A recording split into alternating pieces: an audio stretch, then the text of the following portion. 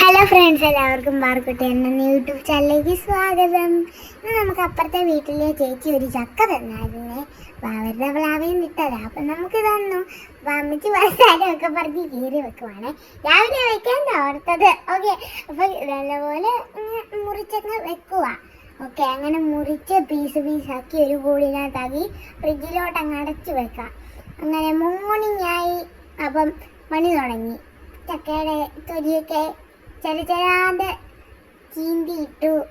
അപ്പം നമുക്ക് അതിൻ്റെ കൂടെ വല്ലതും കറിയും വേണ്ടേ?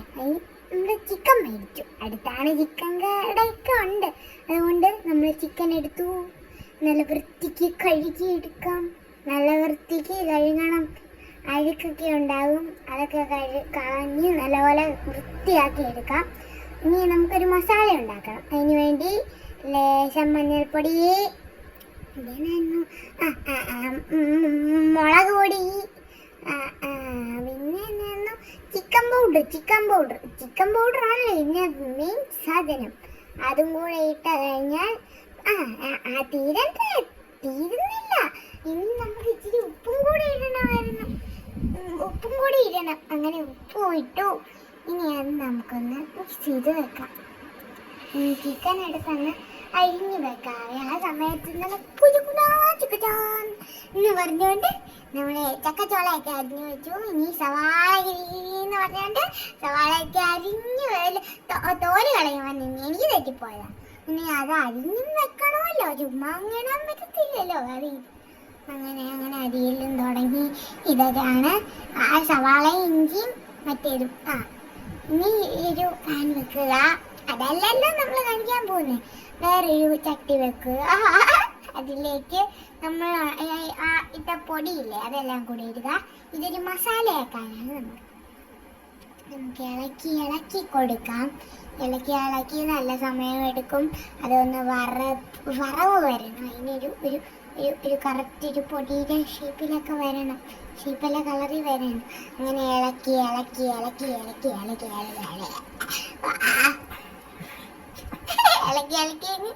നിൽക്കണം.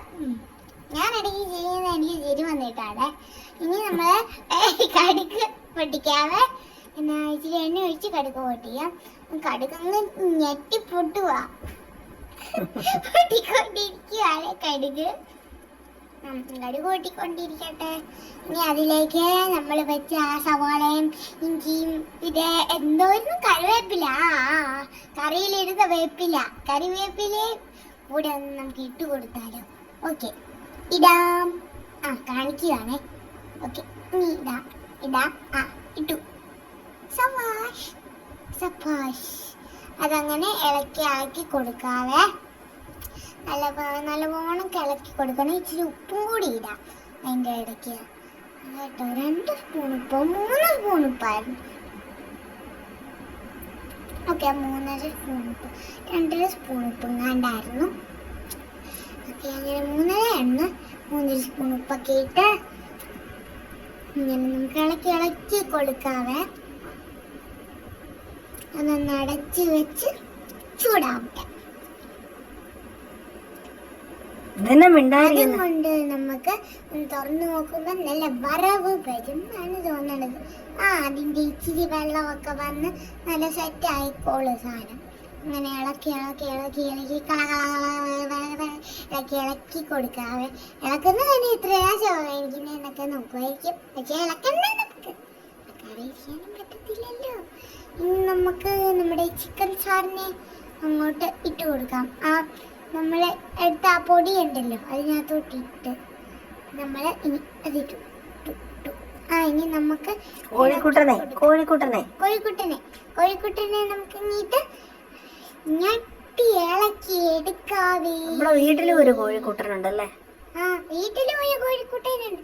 ആ കോഴിക്കുട്ടൻ ഭയങ്കര ഒരു വികൃതിയായിട്ടോ, ഭയങ്കര വഴക്കാ.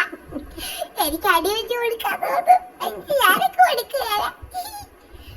ഇനി നമുക്ക് ആ പൊടിയൊക്കെ ഇട്ട് കൊടുക്കാം. ആ കോഴിക്കോട് ഭയങ്കര ഒരു പൊട്ടല.